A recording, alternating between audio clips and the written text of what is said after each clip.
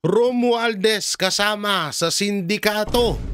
Chis Escudero talagang gustong ipatumba ni Romualdez.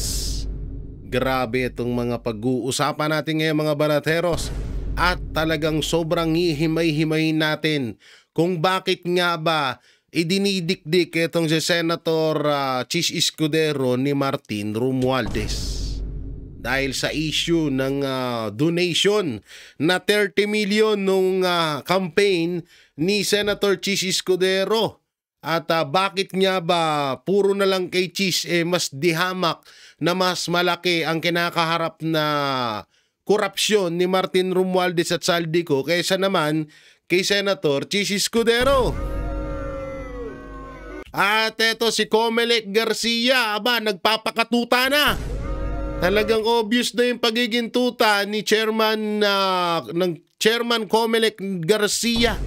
At talagang pinupukpok na ng gusto si Senator Chis Escudero.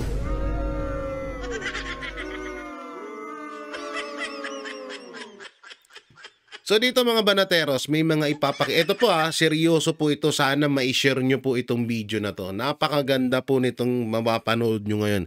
Minsan lang po ako magseryoso sa vlog ko.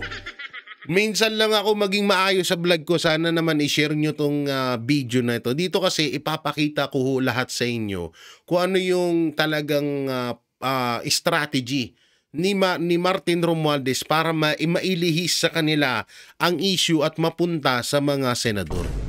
Sa tutusin nga lang ngayon kaya nagkakaroon ng kudeta diyan sa Senado kahit hindi nila inaamin dahil nga hindi na rin po natutuwa ang mga senador sa pinaggagawa ni Tito Soto na isa sa mga tuta ni Martin Romualdez.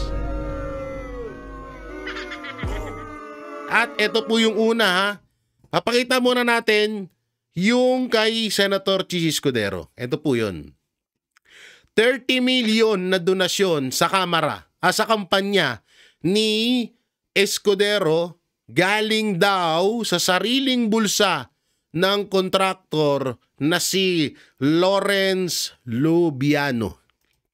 Tingnan nyo galing. Yung nga lang, kinuha ko tong picture na to, galing to sa mga bayarang mainstream media din. Kaya may daw. Oo, pero kung kay Martin Romualdez to, wala nang daw dyan.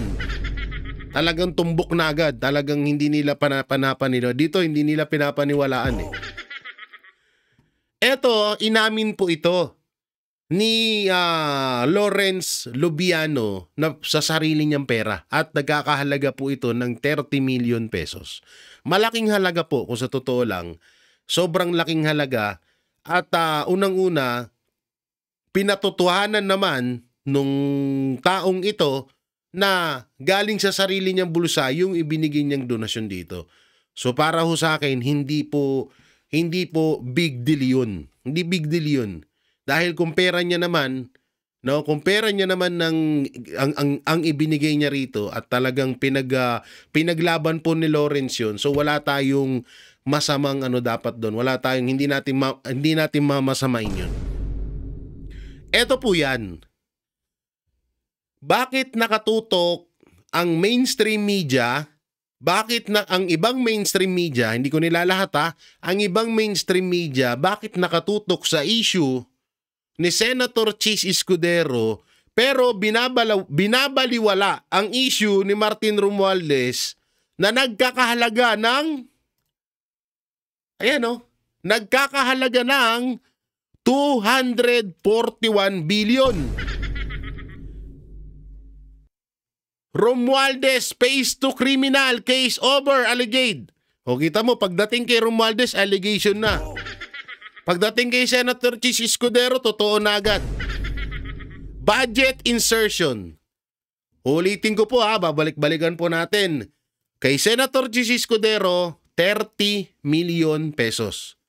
Na inamin naman nung nagbigay sa kanya na galing ito sa pera niya mismo. Pera niya mismo yan.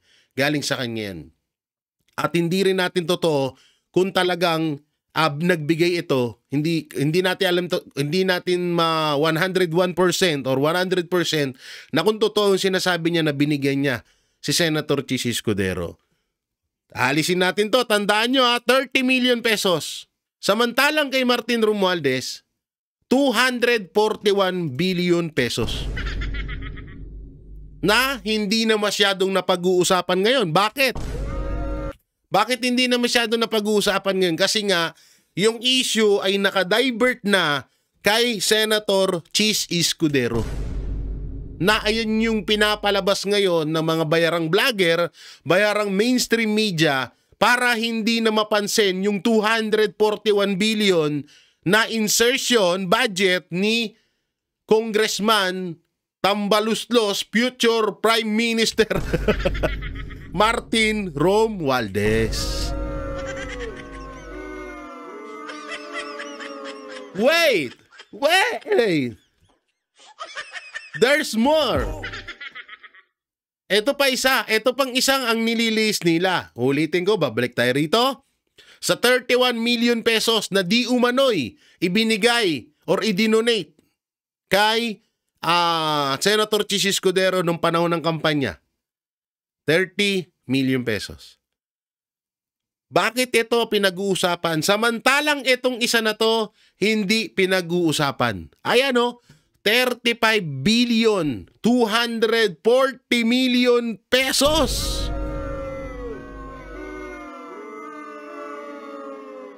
So ako po ay sobrang nagtaka na bakit tayo nakatutok, bakit nakatutok ang atensyon ng ibang mainstream media sa 30 million na sinabi naman nung nagbigay na galing sa bulsa niya at isang donation naman po yun, doon po nakatutok ang issue ngayon.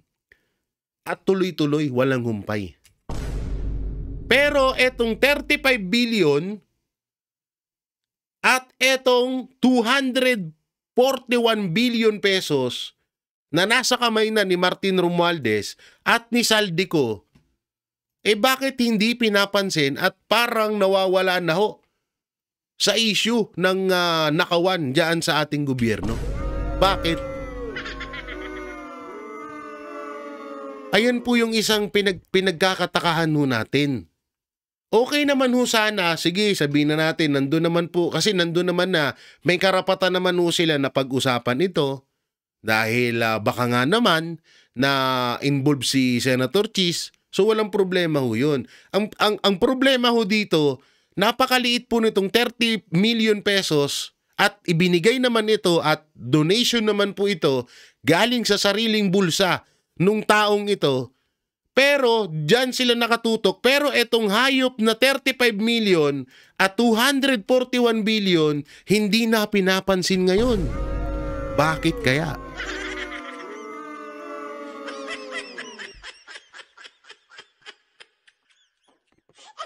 Ang hirap kasi dito sa pangyayari na to. Ang hirap kasi sa pangyayari na to, mga banateros, mga kabiyaya. Nung panahon na nakikita ho nila na hindi ginagawa ni Senator Chis Escudero yung kanilang kagustuhan, unang-una pa lamang po, doon pa lang po sa usapan ng impeachment kay Vice President Sara Duterte, at nakita nila na hindi sinunod ni Senator Chis Escudero etong plano, etong kagustuhan ni Martin Romualdez na ma-impeach si Vice President Sara Duterte para siya na yung pumalit bilang Vice President ng bansang Pilipinas. Kaagad nilang dinimolish, ginawa nila ng demolition job etong si Senator Chis Escudero. Dahil hindi nila nagustuhan, dahil isa rin sa hindi nila nagustuhan na in-archive yung impeachment kay Vice President Sara Duterte, na alam naman ho natin na may balita ho, no, na nagsalita etong si Congressman former House Speaker Martin Romualdez kaagad noon at galit na kini-question pa ang Supreme Court noon, di ba? Na parang gusto niyang ipalabas ho sa atin na mas kapanipaniwala siya kaysa sa Supreme Court. Ganun ang gusto niyang palabasin sa atin noon. Ngayon, hindi niya nagustuhan yung ginagawa ni Senator Chis Escudero. At ngayon, isa si Senator Chis Escudero sa talagang pinapatrabaho ni ni former House Speaker Martin Romualdez. Bakit ko nga ba nasabi na ipinapatrabaho yun? Si Senator Chis Escudero. Unang-una, alam naman natin, simulat sa pool na naupo ang Administrasyong Marcos, na kapag ikaw ay hadlang at tinik sa kanilang lalamunan, sa kanilang pangarap na pang lifetime na pang matagalang kanilang posisyon, sa kanilang posisyon, kaagad kanilang tatanggalin doon. Diba? Kaagad kanilang tatanggalin doon at yun nga yung isang malaking harang, malaking tinik sa lalamunan nila ay si Vice President Sara Duterte na gustong-gusto nilang patumbahin ngayon. Pero hindi nila nagawa nung nakaraan dahil sa kagagawan ni Senator Chis Escudero na inarchive etong impeachment kay Vice President Sara Duterte.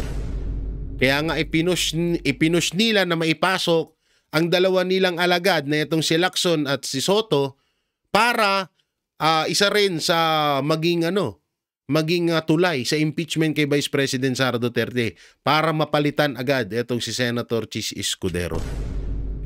Dahil nga naman ang kasabihan ng mga senador ay hindi maganda sa isang Senate President na kumakaharap ng issue na mapatungkol sa pera, pero sa totoo lang ho, pag-usapan ho dito, walang problema ho ito dahil ito po, kung totoo man na nagbigay po ito kay Senator Chis Escudero, wala pong problema dun. Wala pong nakawan or walang ginawang pagnanakaw si Senator Chis Escudero sa kaban ng bayan. Hindi katulad nitong dalawang ito, na katulad nitong ni Saldico na nagnakaw ng 35 billion pesos. At etong si Saldico na nagnakaw ng 241 billion pesos.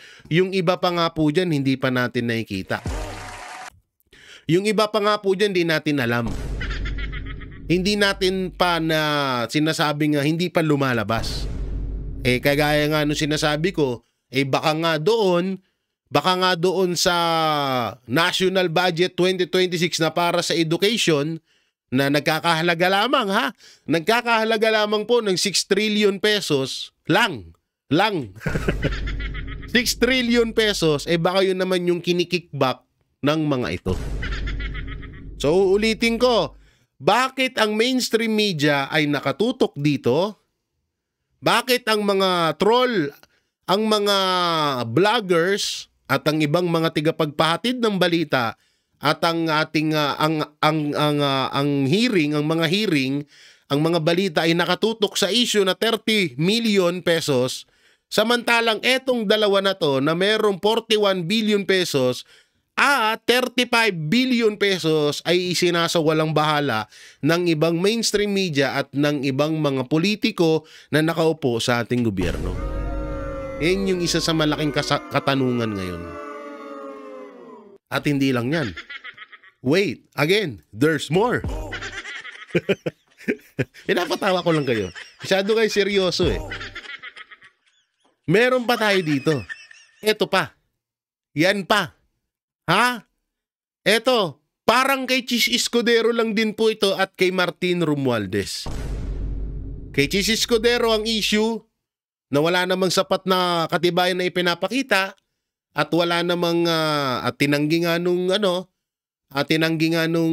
nagbigay daw ng 30 million at wala silang maipakitang ebidensya na tumanggap talaga si Senator Chis Escudero. Katulad doon ito yan. Ang issue sa confidential fund o sabihin na natin na Office of the Vice President Budget. 2023 confidential funds under their office. Bakit nakatutok ang ibang mainstream media at ang ibang mga vlogger na bayarang vlogger at ibang mga hearing, mga politiko sa 600 million pesos? Pero hindi nila sinisita yung merong 2.2 billion pesos. Partida po 2023 po ito. Ito po ngayon ay nasa 4 billion pesos na po. Para sa kaalaman nyo lang. 4 billion pesos na po ang confidential fund ng Office of the President. Pero pagdating ho dito sa Office of the House Speaker, na meron po siya, siguro tumaas na rin yan kasi 2023 pa lang po itong pinapakita ko sa inyo. Pero etong si Martin Romualdez na merong 1.6 billion pesos, hindi rin pinapakailaman. Ang tanong, eto pinakatanong dyan, kasi ngayon 2025 wala na pong confidential fund ang Office of the Vice President. At ang Office of the President naman po ay nagkakahalaga lamang lamang. Para sa kanila kasi barya lang kasi yan eh. Nagkakahalaga lamang ang confidential fund ni Marcos Jr. ng 4 billion pesos. Ang tanong ulit, saan ginagamit yung mga yan? Eto, yung confidential fund ng House Speaker Martin Romualdez. Saan ginagamit yung mga yan? Pwede tayong magtanong, syempre, karapatan natin yun. Tayo nagpapasahod sa kanila. Hindi kaya, House Speaker Martin Romualdez, yung confidential fund mo, ayun yung ginagamit mo na para ipangbayad, para sa demolition job sa mga senador, lalong-lalo na kay Senator Chis Escudero. Hindi kaya? Ako po yung nagtatanong lamang bilang ako yung isa sa mga nagpapasahod sa inyo. Kapal naman ng mukha mo kung hindi kita pwedeng tanungin. Isa ako sa nagbabayad ng buwis dito sa bansa ko. Diba? Pasahurang kita. May karapatan ako, ikaw wala kang karapatan dahil sinasahurang kita. Yun yung katanungan dyan eh. Ito, ang laki ng diferensya. Kitang-kita nyo ba? Hanggang ngayon, kahit wala ng confidential fund ng Office of the Vice President, kino-question pa rin nila yung 125 million. Pero yung 4 billion at sabihin na natin 2 billion ng Office of the President at Office of the House Speaker, hindi nila kine-question. Ganyan po ka-unfair ang nangyayaring investigasyon mapatungkol sa korupsyon ngayon.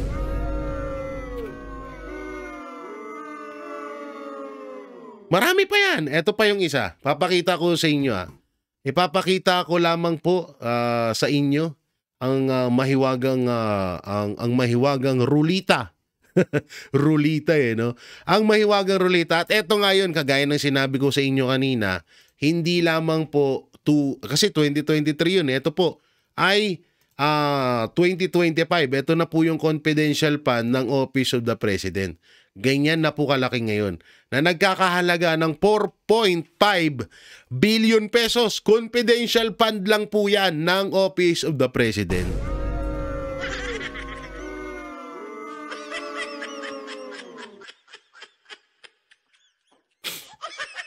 Uulitin ko uulitin ko. Hindi ako nagsasawa sa inyo na paulit-ulit to. Kung eto, sinisilip, bakit eto, yung 241 billion at etong 35 billion ni Saldico at etong ito pang pinakamalupit na 4.5 billion pesos ni Marcos Jr. Bakit hindi yan nababanggit? Yan yung isa sa malaking katanungan ngayon. Sasabihin nila, hindi pwedeng questionin ng confidential fund ng Pangulo kasi Pangulo siya. Kung gano'n naman pala, ba't nyo kino-question ng confidential fund ng Office of the President at lalo ngayon na wala na siyang confidential fund?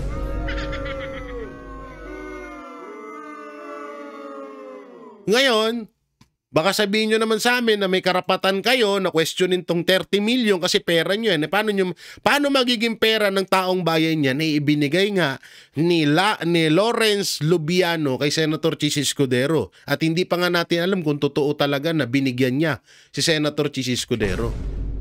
Diba? Pero ito talaga, may patotoo tayo dito. Sa 41 billion na yan. At ito yung video na yon. Back to tayo, papanood ko lang sa inyo ng mabilisan, para lang fresh sa inyo ulit ang kaganapang ito. So pasok. Ang inilabas si Speaker Martin Romualdez tuloy ng mga reklamong kinakaharap niya at ng ilan niyang kasamahan sa Kamara.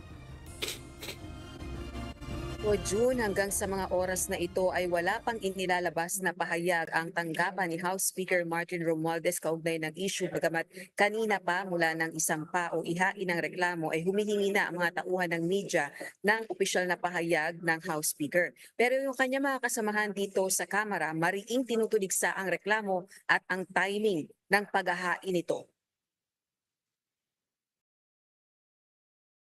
Formal nang inihain ni Davao del Norte 1st District Representative Pantaleon Alvarez at Citizens Crime Watch sa Office of the Ombudsman ang reklamo laban kina House Speaker Martin Romualdez at iba pang House leaders. Kaugnay ito ng mga aligasyong anomalya sa 2025 national budget. Nahaharap sa reklamong 12 counts ng falsification of legislative documents at 12 counts ng paglabag sa Section 3E ng Anti-Graft and Corrupt Practices Act sina House Speaker Martin Romualdez, House Majority Leader Manix Dalipe, dating House Appropriations Chairperson ako Bicol Party List Representative Saldi Co, Acting House Appropriations Chairperson Marikina City Representative Stella Kimbo, John Doe at Jane Doe o mga staff na kasabwat umano. Partikular na binabanggit sa reklamo ang mga blankong items sa Bicameral Conference Committee o BICAM report para sa 2025 national budget. Ang mga blankong item ay naging 241 billion pesos anila sa 2025 General Appropriations Act o GAA.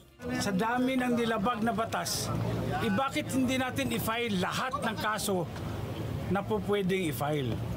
Kaya napagdesisyonan ng grupo na pumunta rin dito sa office ng Ombudsman upang i-file yung mga kaso na... Ngayon, alam nyo na rin kung bakit si Remulla ang napiling i-appoint ni Marcos Jr. sa Ombudsman.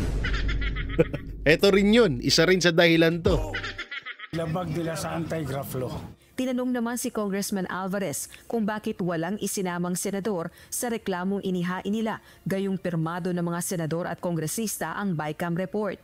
Sa Senado, siguro naman kung Office of the Ombudsman, pwede naman silang magpatawag kung sino sa Senado.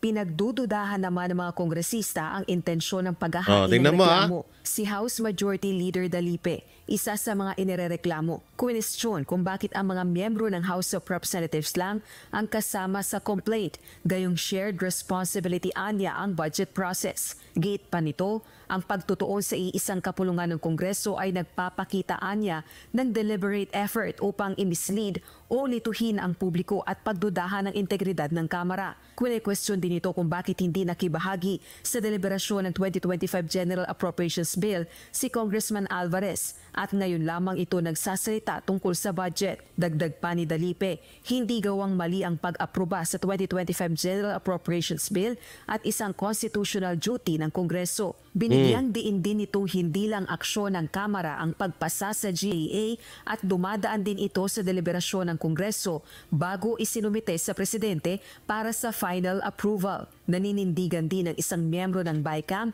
na walang iligal sa nangyaring pagpasa ng budget. Ini-insist po natin na in the end, ang kompleto po ang enrolled bill na sinumite at pinirmahan ng ating Pangulo at hindi po illegal ang nangyari po. Kung ako ho ang tatanungin nyo, ito po'y klarong diversion lamang sa... Yan ang lagi nilang inano dyan, diversion lamang daw. Pero sa tutusin, sila ang gumagawa ho nun. Matagal na po itong balita na to, ibinalik ko lang sa inyo para mabuhay ulit kasi nakakalimutan na natin eh. Masyado na tayo nakatutok sa mga sa issue ng mga senador. Tutukan natin ang mas malaking issue ng mga congressman. 'Di ba? Anong nila, anong paliwanag? Diversion daw, diversion. Pero totoo naman, at ngayon lumabas mismo na may talagang ninanakaw si Martin Romualdez.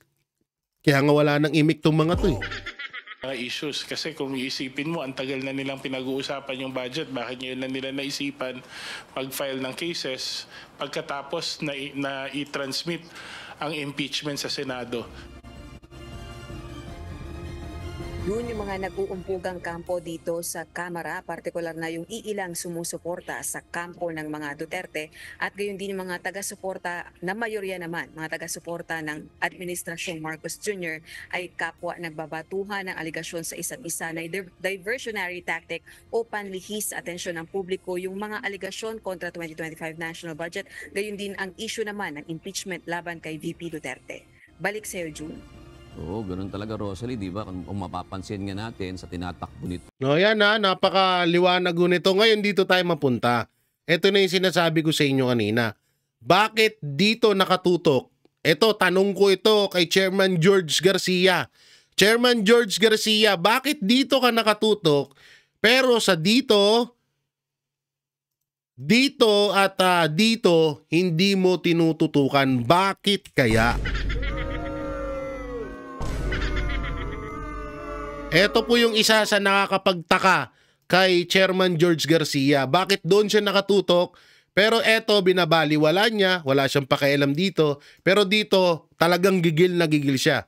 Ito po yung isang video niya na interview. Ito, kanina lang po ito, no? Kanina lang ba? Oo, kanina lang. Etong interview ni Chairman George Garcia, interview ni Karen Davila kay Chairman George Garcia. So panoorin ho natin to. Chairman, kung malinaw sa batas na bawal ito, abogado naman po itong si Senator Escudero, ay bakit po niya i-declare sa SOSE niya? Kumbaga ba't niya itinago? Dineclare pa niya sa inyo. Hintayin po namin yung kanyang sagot sa October 13, pero si Mr. Lubiano... Biglang iniba yung usapan ba? Nagtatanong nga sa iyo bakit i-declare sa iyo Ba't matalayo? Ulitin natin pakinggan niyo yung tanong ni Karen Davila. Chairman, kung malinaw sa batas na bawal ito, abogado naman po itong si Senator Escudero, ay bakit po niya i-declare sa SOSE niya? Kumbaga ba't niya itinago? Dineclare pa niya sa inyo. Hintayin po namin yung kanyang sagot sa October 13, pero si Mr. Hintayin mo namin yung sagot. Hindi naman yung sagot ni Chis Escudero yung yung tinatanong ni Karen Davila kung di ikaw mismo. Mr. Lubiano kasi, ang naging kasagutan po niya, Ma'am Karen, ito binigay niya yung donasyon in his private capacity. Ibig sabihin, hindi niya binigay bilang may-ari o bilang isa sa mga may-ari ng naturang korporasyon. Sabi po niya, personal, private capacity. So dahil doon, kailangan po na patunayan mo. Pangalawang katanungan, Ma'am Karen, at yun po namin nare-resolve, later pa namin i-resolve yan, ay yung katanungan na talaga bang pwede magkaroon ng distinction. Yung private donation at saka yung donation ng isang taong apparently may-ari ng korporasyon. Pagka may-ari ka ng korporasyon, meron ka rin private na pwedeng gastos and therefore ligtas yun. At hindi dapat nadala o nakaladkad yung pangalan ng korporasyon. Ganong 99% halimbawa, siyang may-ari ng naturang public works contractor. Yan nga yung kasagutan. Yan nga rin yung pinagtataka namin sa'yo, Chairman George Garcia. Kung tutuusin lang, kung dito ka nakatutok, sinabi naman ni Lawrence na ibinigay niya yung pera. I-donate niya, pero tas yung pera na yung galing sa sarili niyang bulsa. Diba? At hindi nga natin, paulit-ulit ko sinasabi, hindi natin alam kung talagang totoo rin ang sinasabi ni Lawrence Lubiano na nagbigay siya ng pera. So dito, ang punto ho dito kasi, kung papanagutin mo si Senator Chis Escudero sa sala at sa issue ng 30 million, sa ano na lang tayo, basihan na lang natin sa napakasimpleng pagbabasihan. 30 million versus 441 billion. At eto yun, ayan, eto po, tanong po, at ang sarap interview ni Chairman George Garcia. Minsan magpa-interview ka sa Banateros. Oo, hindi lang dun sa mga, pa-interview ka din sa amin. Kasi ito yung una kong itatanong sa'yo, Chairman George Garcia. Bakit ito po, wala kang imik dito? Bakit sa 30 million ni Chis Escudero, meron ka pong imik? Nakailang interview. Sa totoosin, hindi lang po 10 Hindi lang 10, hindi lang ilang beses na kundi talagang sobrang daming beses na nagpa-interview etong si Chairman George Garcia na minsan hindi natin narinig na inaaksyonan at iniimbestigahan ng COMELEC etong ginawa ni Martin Romualdez na 41 billion pesos at ginawa ni Saldico na meron 35 billion pesos. Bakit hindi ho namin naririnig yan sa bunganga ng isang chairman ng COMELEC? Bakit? Diba? Kasi obvious na dinidikdik mo si Senator Chis Escudero doon sa 30 million. Ano yan? Garcia, takot ka? Ito po, tanong lang, takot ka po ba kay Martin Romualdez? O hindi kaya tumatanaw ka ng utang na loob kay Martin Romualdez dahil pinsan siya sa nag-appoint sa'yo bilang chairman ng COMELEC?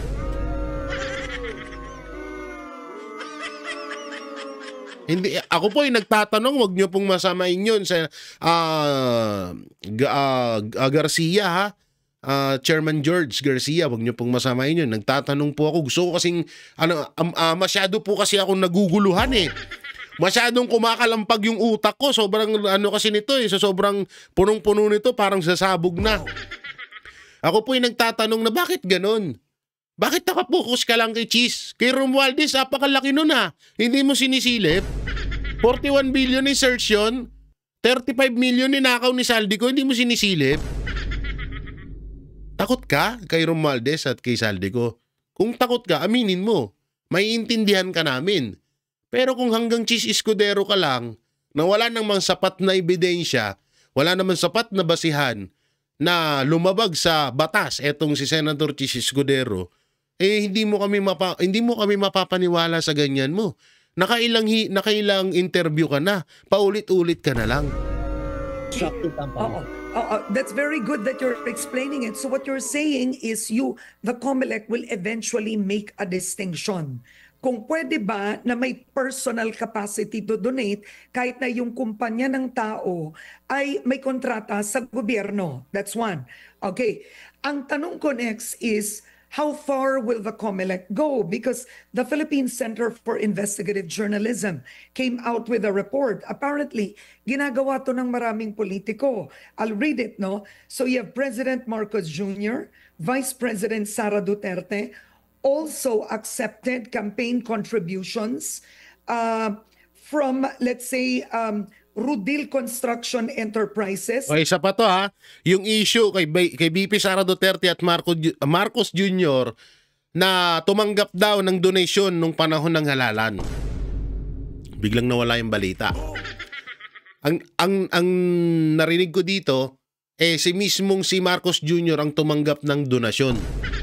At involved ngayon, yung tumanggap, yung nagbigay ng donasyon kay Marcos Jr. na walang, malamang sa malamang, walang kaalam-alam dyan si Vice President Sara Duterte na tumatanggap ng donasyon netong si Marcos Jr. para sa campaign nila nung panahon ng 2020, no? O 2022. Malamang hindi alam ni BP 'yon dahil kilala natin si Vice President Sara Duterte at ang mga Duterte na hindi basta-basta hindi basta-basta tumatanggap ng pera yan. So dito, may balita na etong si Marcos Jr. Tumanggap ng donasyon. Sige na nga, tuloy ko na nga, tumanggap ng donasyon sa SunWest Corporation. Tuloy ko na, ganun na rin naman eh. Di umano ha. At sino ba si SunWest? 'Di ba? Involved siya sa flood control scam.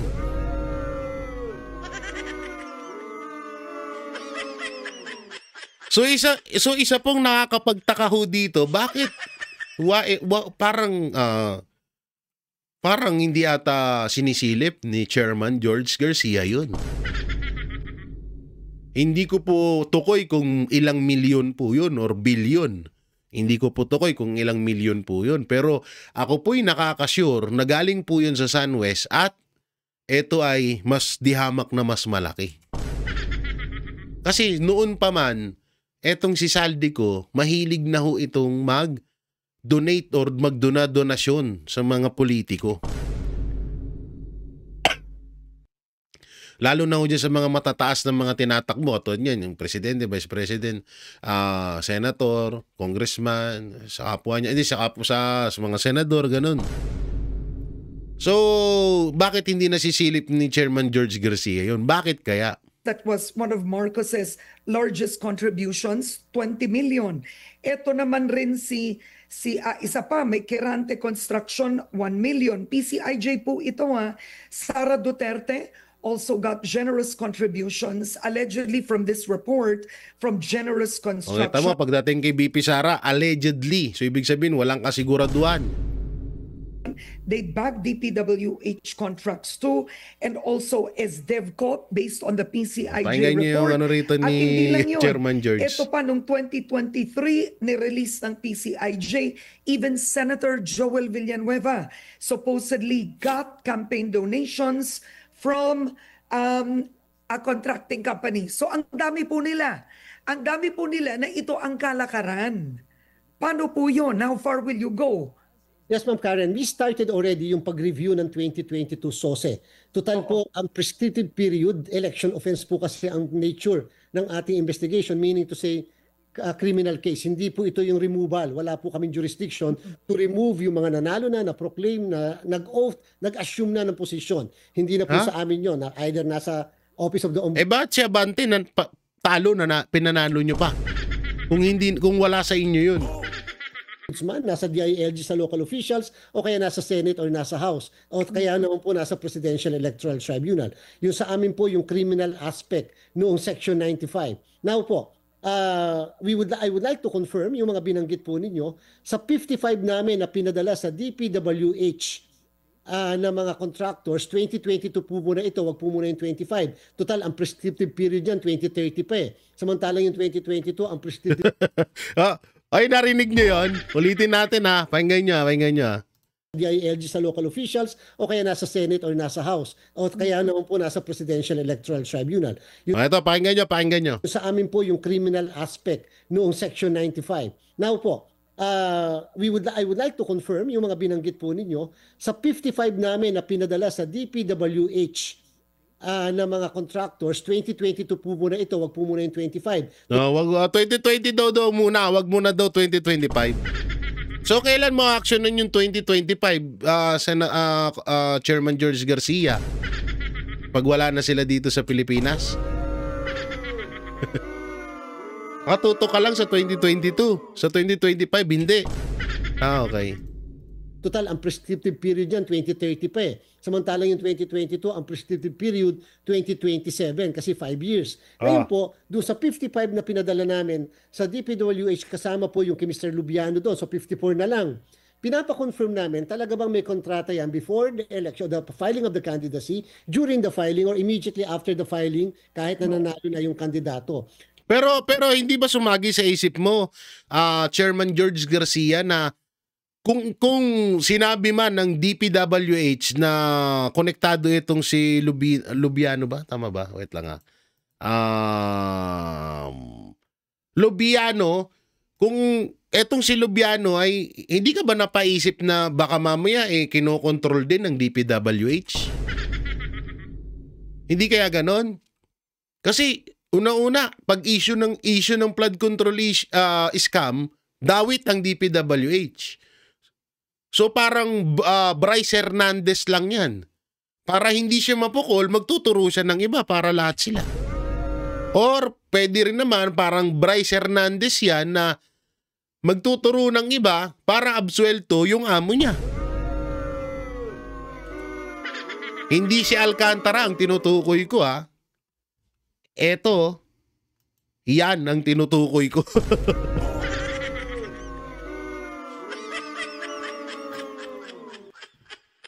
Kasi parang pinapalabas kasi dito ni Chairman George Garcia na porket ipinasa sa iyo ng DPWH, maniniwala ka na. Hindi nyo man lang inimbestigahan na kung totoo ba tong ipinasa o ibinigay sa inyo ng DPWH.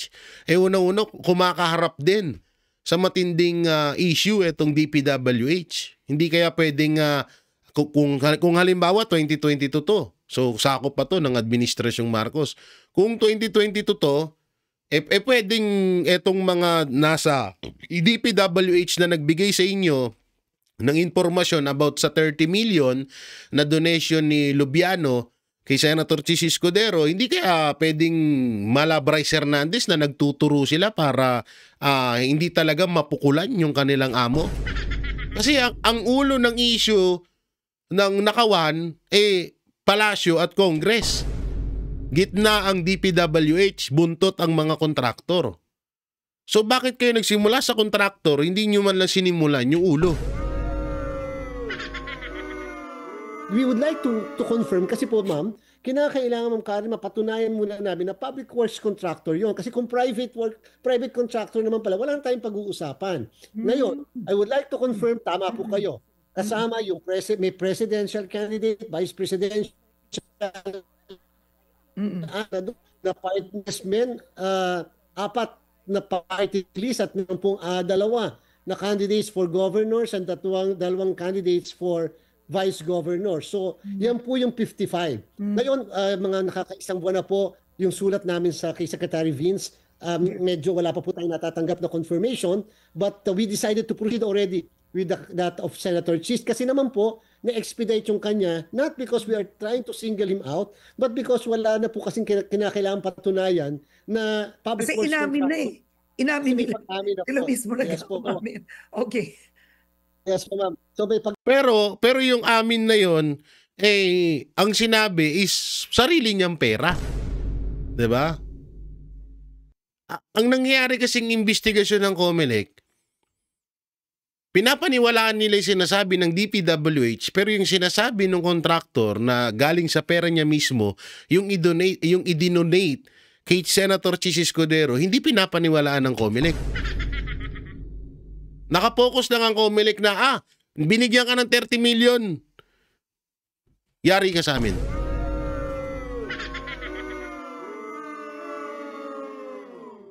Kaya nga sabi ko nga sa inyo, kung puntos lamang, kung numbers lamang ang usapan, di hamak na panalo na to at panalo ito. Diba? Numbers pa lang, oh. Obvious na. Kung ito ay 30 million, ito naman ay 35 billion. Billion na. Sino mas lamang? Billion or million? Baka sabihin ng mga tanso vlogger dyan, ay mas lamang ang million. So yun lamang mga banateros, no? Hindi na natin masyadong panoorin yung kay Chairman George Garcia kasi wala naman ding kwenta yun. Alam naman natin na bataan ni Marcos Jr. yan. Siya nga nag-appoint dyan. Lahat ng ina-appoint ni Marcos Jr. walang mga kwenta yung mga putang inang yan. Ako na nagsasabi sa inyo. Remulla? Ako po. Puta yan ng mga basura. Yung mga hype na yan. Yung si Anticlair. Ako po. Putang ina, sobrang basura ng mga putang inang yan. Oo. So dito ulitin ko ha. Dito po tayo mag-focus, mga kababayan. Dito tayo mag-focus. 35 billion at sa 241 billion ni Martin Romualdez.